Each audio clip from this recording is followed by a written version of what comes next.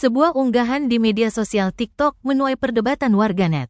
Pasalnya dalam unggahan di akun @blitut.tv memperlihatkan sejumlah umat Hindu yang sedang menggelar ritual upacara agama. Namun yang mencuri perhatian adalah ritual aksi sejumlah umat Hindu yang terlihat negen atau memikul sound system untuk memutar suara gamelan.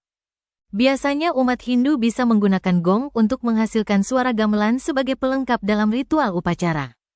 Belum diketahui secara pasti di mana lokasi pelaksanaan ritual agama tersebut, apakah di Bali atau di luar Bali. Namun dari keterangan unggahan, video tersebut menimbulkan pertanyaan apakah merupakan efisiensi ataukah merupakan pergeseran tradisi. Sontak saja unggahan tersebut menuai perdebatan warganet di media sosial. Banyak warganet yang menilai bahwa menggunakan sound system dalam ritual agama adalah sah-sah saja. Bahkan tindakan tersebut menyesuaikan dengan perkembangan zaman. Namun ada juga warganet yang tidak sependapat bahwa tidak semua ayatnya bisa mengikuti perkembangan zaman. Nah, bagaimana tanggapan kalian terkait video tersebut? Tulis di kolom komentar.